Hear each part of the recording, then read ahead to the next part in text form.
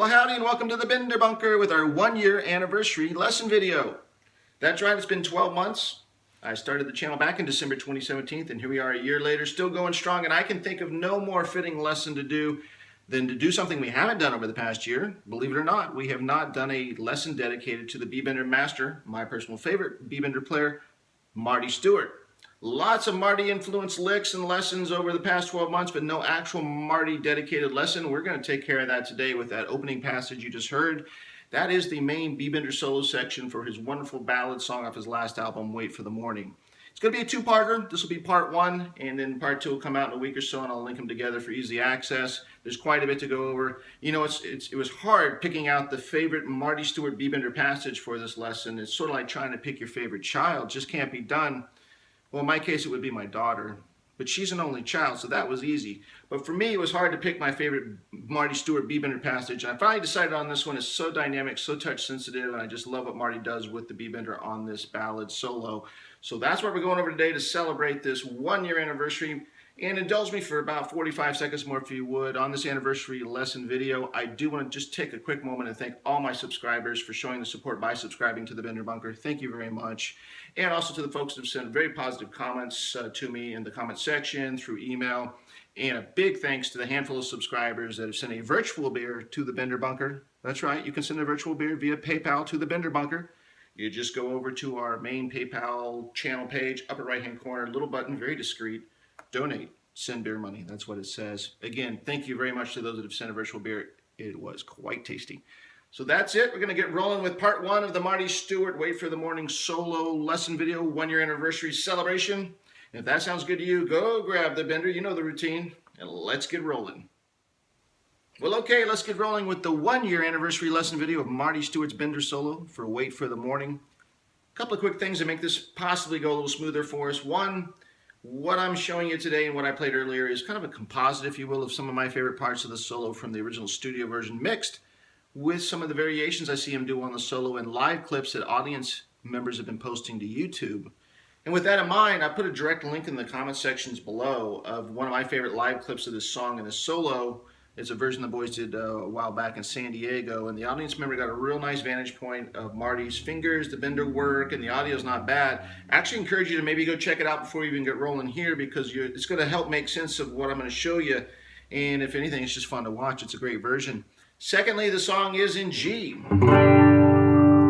Goes to F, up to C, and back to G. So like a lot of great songs in history, it is indeed 3 chords and the truth.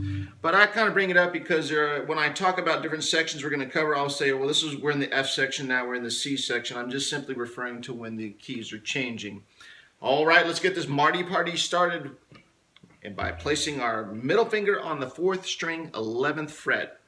And this intro section I kind of call the pick and roll basketball section, because we are indeed picking and rolling a lot. And we're going to learn this part here right up until we engage the Bender for the first time.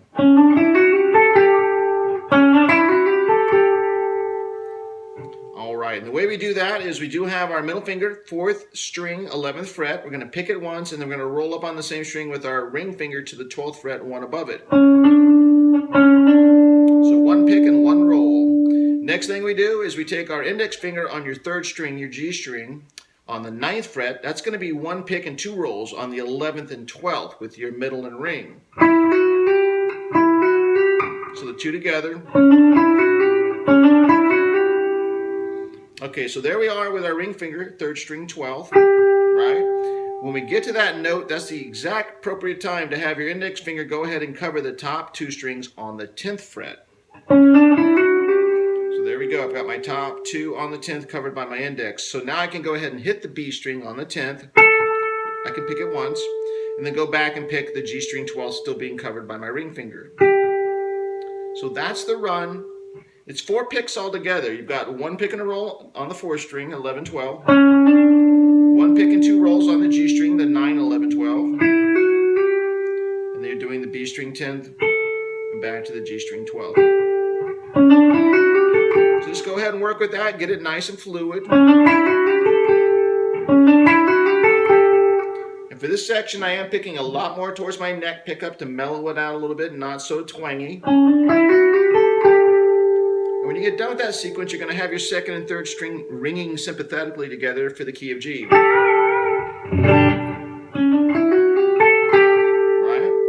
So they're ringing away. Next thing we're going to do is get the bender involved. So we're going to go ahead and pick the B string that's being covered there by our index finger on the 10th. We're going to pick it once, take the bender all the way up, bring it back about halfway down, and then take it all the way back up again and leave it there. And it sounds like this. Okay, so let's work that in with the riff we know.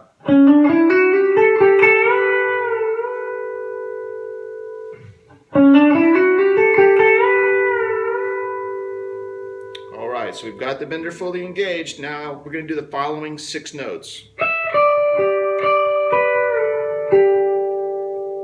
Alright, so there we are with the bender. Keep the bender engaged. The first note, thankfully your middle finger, or excuse me, your little finger is ready to go, and that's going to be the high E string on the 12th. With your little finger comes off, so you can do high E 10th covered with your index. Third note's going to be the G string on the 12th, still covered by your ring. And then pop back up to the high E 10th, still covered by your index. That sounds like this.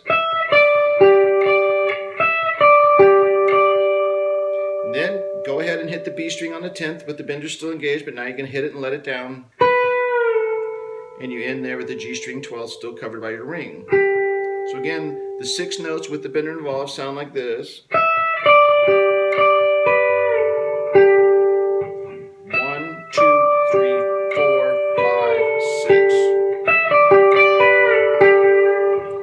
The main riff all together.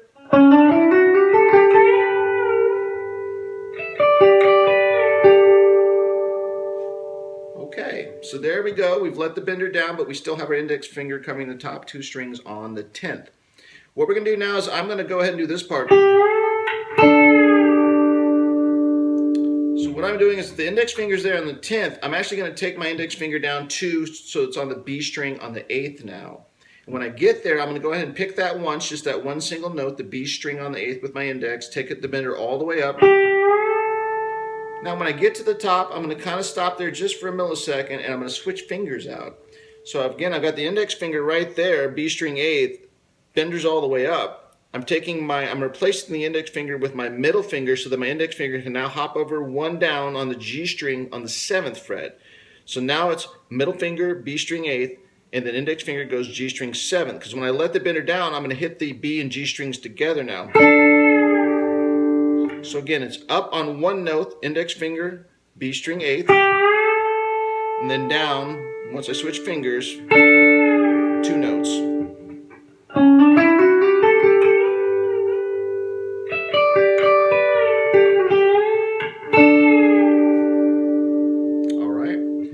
Go back and do the main riff up into the bender section again that we already know. Now it's time to use the bender again. Instead of doing the up all the way, halfway down and back up again, it's going to be a pre-bent bender. So when you get there, let's have the bender kind of halfway up already so we can hit it and let it down. So we're going to do this.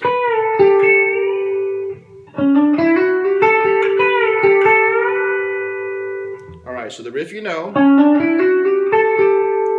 Now it's time to do the B string on the 10th that the index is covering. We're going to do that half bent already in place, hit it down, hit it and let it down. Go ahead and pick the G string on the 12th covered by your ring. Then go back to the B string 10th with your index and take it all the way up. And leave it there. Now, you're in this exact same position to do exactly what you learned before.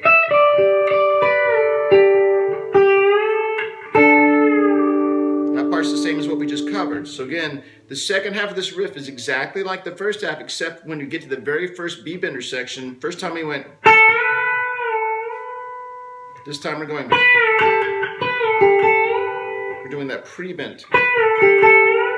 And then taking it up.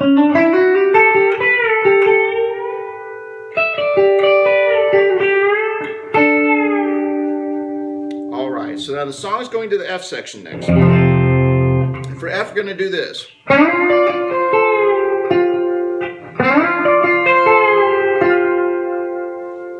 And here's what that is. You're going to take your ring finger and do just a very small slide into the G string 10th.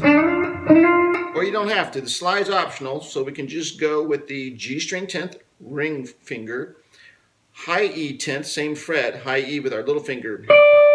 So the first part is 3 notes, G string 10th with the ring, high E 10th with the little, back to the G string still covered. So 1, 2, 3.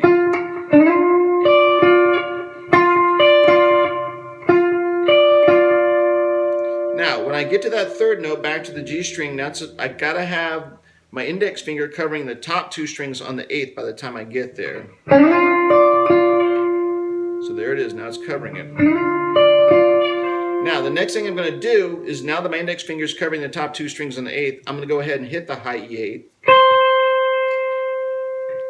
Now, when I hit that high E8 with my index finger covering it, that's also the exact time I need to put the bender engaged. I haven't hit it yet, but I need the bender pre-engaged. So here we go. It's the 1, 2, 3.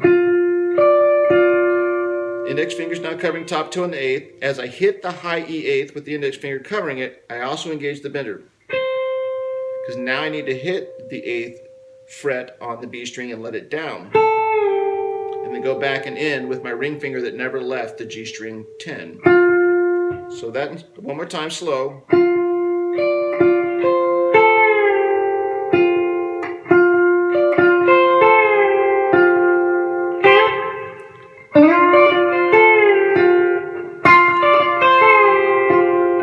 Alright, so coming out of the main riff.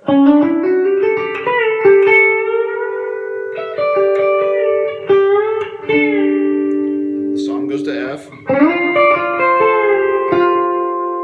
Now the song is going to go to C. And for C we're going to do this. It's 4 notes. A lot of bending, but really only 4 notes.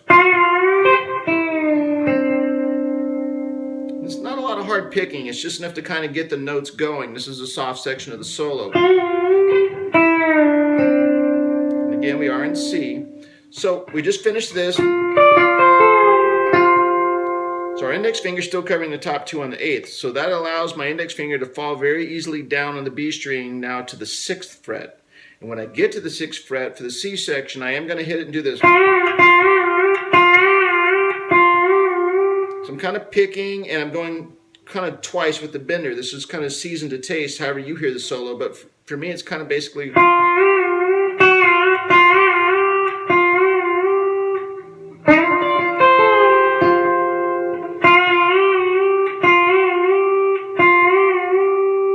No matter how you do it, you have to end with the bender all the way up. Okay, so now the bender's all the way up. Go ahead and hit the high E on the 8th with your little finger, but don't, it's a kind of a hit and run.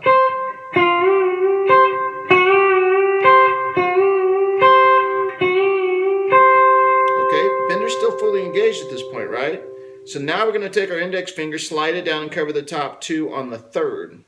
When we get there, we're going to go ahead and hit the B string on the 3rd fret, let it down, slow, and then we're going to resolve with our ring finger falling on the G string 5th. So those 4 notes, and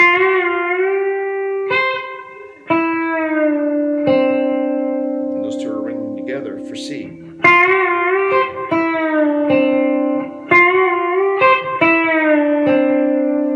So coming out of the F section,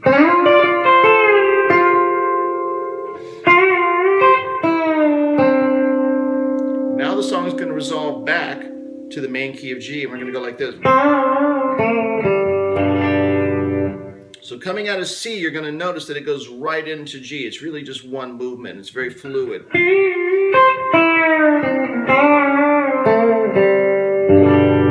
So here's what that is. Coming out of the C section, remember you've got your index finger 3rd fret B string. Go ahead and take that index finger down now to the B string 1st fret. When you get there, go ahead and pick it and do 2 up and downs on your bender. So again, here's the C section.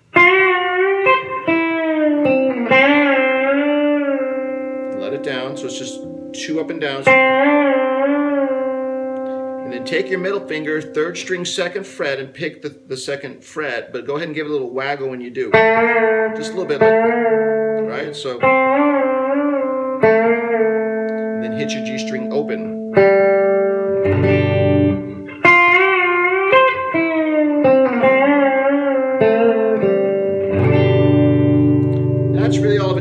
together. So here's the second half of the main riff, and then I'll work my way into the F, the C, and back on the G for you. So here we go. Go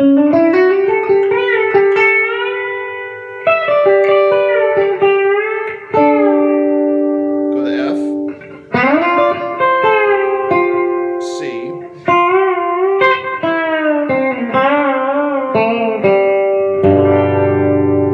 end up back on G. Alright, you are halfway through the solo now. Now Marty's going to do something very similar, a couple of changes, but you're going to see him on that live version I keep talking about with the direct link below. You're going to see his hand move to a different shape. He's doing a variation on the main riff. We're going to go over that in part 2. And he's doing a little bit of his tone change. You're going to see him maybe do a little pickup change as well. So again, this is part 1. I'm going to go ahead and put a link to part 2 somewhere right about there. Okay, perfect. So you can hop over there, and part 2 is going to be the whole second half of this on our 1-year anniversary Bender Bunker video extravaganza. But I can't end the video without the motto, because that's just how we do it around these parts. Say it if you know it. It is never too late to go on a bender, and I hope you do. And I hope you also check out part 2 of the Marty Stewart Wait for the Morning B-Bender solo section here on the Bender Bunker. Thanks for watching.